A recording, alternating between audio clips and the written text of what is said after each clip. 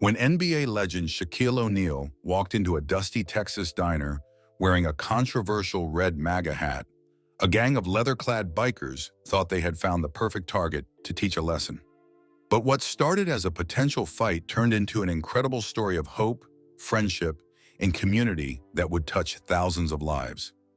The door creaked open at Joe's Diner just outside Amarillo, letting in a blast of Texas heat and a shadow that filled the doorway.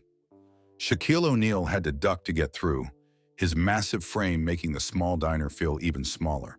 The lunch crowd went quiet. Forks stopped halfway to mouths. Coffee cups froze mid-sip.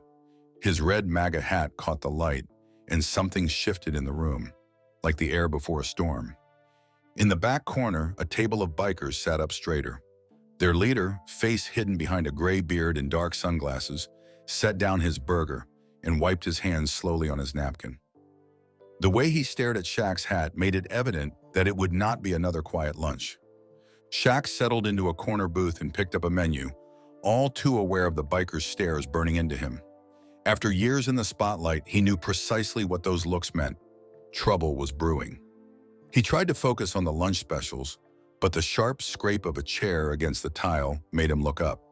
A lanky biker with cold eyes had pushed back from his table, whispering something that made his friends smirk. His intent was crystal clear as he strutted towards Shaq's booth. He was spoiling for a fight. "Hey, big guy," he sneered, eyeing the hat. "You really think you can wear that in here?" Shaq set down his menu and looked the man straight in the eye. "It's just a hat," he said evenly, "and I can wear what I want." The biker's lip curled. "Not in this place, you can't. You ain't so tough without your bodyguards, are you?" Another voice called out. Behind the first biker, a bigger man pushed back his chair and stood up. The rest of their crew started moving, spreading out like they had practiced the move before. Shaq's hands clenched the menu tight, but he forced himself to stay seated. Sure, he'd broken up his share of fights in the NBA, but this was real life. There are no refs to step in, and no security guards are waiting in the wings. Just him against a gang with something to prove. Behind the counter, the waitress watched with wide eyes, frozen in place, while a few nervous customers hurried for the door. More bikers rose to join their leader, slowly boxing Shaq in as they prepared to make their move. Then the biggest of the bunch stepped forward, flexing his hands and drawing back his arm for what looked like the first punch. "Enough!" a voice called. It was not loud, but it held weight. And just like that, the biker froze, his fist loosening slightly. The rest of them hesitated, shifting uneasily, as the presence behind the voice made itself known. A man in a weathered Navy SEALs jacket stepped into the fluorescent light from the shadows of a corner booth. Though he was not tall or muscular enough to turn heads, something in his bearing, the way he held himself and the confidence in his eyes made everyone pause as the diner fell silent. "What exactly do you think you are doing?" he asked, his eyes moving from one face to another. "Starting trouble over a hat?" He stepped between O'Neal and the group, and though he did not raise his fists or puff out his chest, his message was clear. He locked eyes with each man in turn, his voice carrying the authority of someone who had seen actual combat. "I did not fight overseas so we could bully each other here at home," he continued. The group leader's tough guy act crumbled. He searched for a comeback, found none, and slunk toward the door with his friends trailing behind. The sound of their boots fading was like a long-held breath finally being released. O'Neal reached out his hand in thanks. The man took a moment before shaking it, steady and slow, like he was sizing O'Neal up. He said his name was Joe, nothing else, and turned to return to his seat. O'Neal noticed how he shifted his weight off his bad leg, the discipline in how he carried himself. Worn shoes, but well kept, a habit of someone used to structure. There was a hardness to him, the kind that came from years of knowing when to stand firm and when to walk away.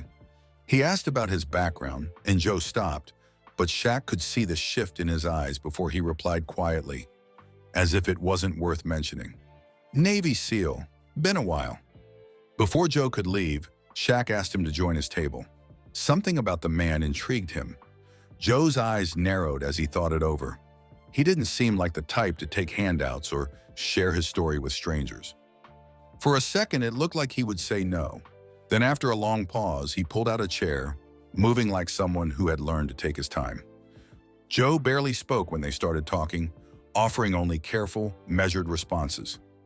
As their conversation continued, his story began to surface piece by piece, revealing how he had joined the SEALs not for adventure, but because it felt like the right thing to do. And when a landmine ended his career, the most challenging part hadn't been the injury. It had been figuring out who he was without the uniform. He had picked up work where he could and kept a low profile until his wife Linda got cancer. And suddenly the life he had carefully rebuilt crumbled under the weight of endless hospital bills. Joe and Shaq walked through the empty streets. The night was cold and neither spoke much. They had too much on their minds. The hospital was just a tiny building with flickering lights out front. As they entered, the hush fell heavy around them. In a small ward, a thin woman lay in bed, her gray-streaked hair stark against white sheets. When she saw Joe, her tired eyes brightened with joy. Linda whispered her husband's name as they entered, and Joe moved quickly to her bedside to hold her hand while introducing O'Neill. Even in her weakened state, she immediately recognized him and smiled. He settled into a chair by the bed while Linda shared their love story. They had met at that little cafe downtown. She was a waitress counting tips. He was a customer who kept coming back for her smile. He would order the same black coffee each day, and she would find a reason to linger at his table a bit longer. When Linda finally asked why he had never tried anything else on the menu, Joe's shy grin and honest answer about enjoying her company made her heart flutter. Shortly after, they got married and started building their lives together. After hearing their story, O'Neill sat quietly for a moment before leaning forward, his voice earnest. "Joe, this is not just your story anymore. Veterans across the country are fighting these battles alone with families caught in the middle. People need to understand what's really happening." Joe's gaze drifted to Linda's photo on his desk, the one from that perfect courthouse morning, her blue dress bright against the summer sky. His fingers tightened on the armrest, and something shifted in his tired eyes as he studied Linda's smile, frozen in that moment of pure joy. After a moment's reflection, he agreed to share their story. As soon as the story broke, the response was overwhelming. Their story spread nationwide, and within the first week, a well-known doctor volunteered to treat Linda for free in his hospital. When the NBA icon visited the following week, Joe met him with tears in his eyes, struggling to express his gratitude. O'Neill's response was simple: "Just take care of Linda." At that moment, Joe realized that sometimes even the strongest people need a helping hand, and that kindness given freely can change lives. Within the next few months, Joe and Linda's situation completely changed. A group of mechanics from a national auto repair chain offered Joe a better-paying job with benefits. Even local businesses stepped in, providing groceries and financial aid. After a few months, Shaq decided to visit Joe and Linda at home, where she received treatment after being discharged. He found Joe looking more relaxed, and Linda's visible improvement heartened him. However, as Shaq looked around, he noticed their house needed significant repairs. The front porch was sagging, windows were cracked, and water stains spread across the ceiling. The siding was peeling to expose weathered wood underneath, and the old heating system rattled worryingly. "Joe, the house needs some work," he finally said as he noticed a draft from the poorly sealed windows. Joe ran a hand through his hair, nodding slowly. "I know it does. The roof's been leaking, and the electrical wiring is old. The foundation needs work too, but the money donated to us is for Linda's care and keeping food on the table." "I've got it covered," Shaq said firmly, pulling out his phone. "Every bit of it. You focus on Linda's recovery. I'll have my contractor out here tomorrow morning to assess everything." Joe started to protest, but Shaq held up his hand. "This is what friends do," he said, though they both knew he was far more than a friend. "Let's make this house a proper home for Linda to heal in." Shaq's contractor and crew arrived a few weeks later to begin the extensive renovations. The project was too substantial for Joe and Linda to stay during construction, so Shaq arranged for them to move temporarily into a comfortable furnished apartment nearby. He insisted on handling the rent himself, brushing aside Joe's protests with his warm smile. The story might have stayed private, but a local tabloid caught it. They ran a front-page spread with photos of the house's deteriorating condition, the crumbling foundation, the dangerous wiring, the moldy walls. The headline read, NBA legend steps in, the house that love built. Just as before, the story spread like wildfire. Local hardware stores began donating materials. Skilled laborers volunteered their weekends. What started as basic repairs evolved into a complete home renovation, with contractors coordinating their efforts to transform the modest house into a safe, comfortable home, specially adapted for Linda's medical needs. Joe watched it all unfold on the news, torn between gratitude and disbelief. "I never wanted people to see how bad things had gotten," he said during one of his visits to Shaq, "but somehow showing our struggles brought out the best in everyone." "That's because your story is real," Shaq replied, showing him the latest construction photos on his phone.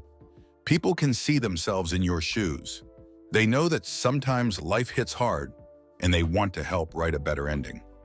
When the renovations were completed, Joe felt a weight lifted from his shoulders. He wasn't fighting their battles alone for the first time in years. As evening approached, Joe stood on the new ramp, feeling its smooth railing under his work-worn hands. O'Neill joined him, commenting on how well it had turned out. Joe could only nod, too emotional to speak. Inside, the renovations had transformed their home. Wide doorways and a new walk-in shower meant Linda could move around quickly. Every detail was carefully planned to give her more space. Shaq came over with one final addition, a hand-carved wooden sign that read, "Welcome home." Joe had to fight back tears at the gesture. When Linda arrived that evening, Joe wheeled her up the new ramp. She looked around their transformed home in amazement. He held her hand as she took it all in. When he tried to thank O'Neill, words failed him. O'Neill understood and patted him on the back. No explanation was needed. The changes meant more than just home improvements. They gave Joe and Linda a fresh start and renewed hope. The renovation team had another idea, adding a garden area where Linda could enjoy the fresh air. It was a simple addition that would mean a lot to her. Linda's recovery exceeded everyone's expectations. She started taking short walks in the neighborhood, and soon she was strong enough to help sort through belongings and arrange their restored spaces, something that would have been unthinkable months before. Joe stood up to speak at a small gathering of supporters and media.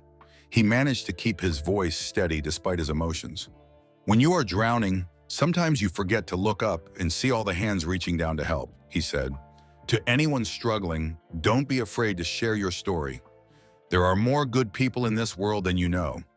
Linda's improving health allowed her to focus on helping others. She started meeting with other families at the hospital where she received treatment, offering them practical advice about navigating insurance, finding financial assistance, and managing day-to-day challenges.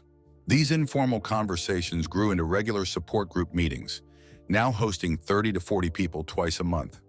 The hospital administration noticed the impact of her work. It offered her a part-time position as a patient advocate, allowing her to turn her experience into a way to help others while earning an income. Their story also led to unexpected opportunities for systemic change. Joe was invited to speak at several healthcare policy forums about the challenges facing working families dealing with serious illness. A big insurance company consulted with them to improve their patient support services, and 2 local hospitals revised their financial assistance programs based on feedback from Linda's support group. While they never planned to become advocates, they embraced the chance to help others avoid the struggles they faced. What started as a tense confrontation in a diner became something much bigger. A chance meeting between an NBA legend and a wounded veteran led to real change, not just for Joe and Linda, but their whole community. Today, Joe and Linda's renovated home is a reminder that small acts of kindness can spark more considerable changes. Their story has inspired others to help veterans in their communities. More importantly, it showed that sometimes the strongest thing you can do is accept help when it's offered. As for that hat that started it all, it still hangs in Joe's garage, next to his Navy SEALs jacket. 2 symbols of the freedom he fought to protect and the friendship that changed his life. Sometimes, Joe says now, the best things come from the hardest moments. What do you think of Big Shaq's actions? Do you think the veteran deserved all the support he got? Let us know your thoughts in the comments. Thanks for watching. We will see you in the next video.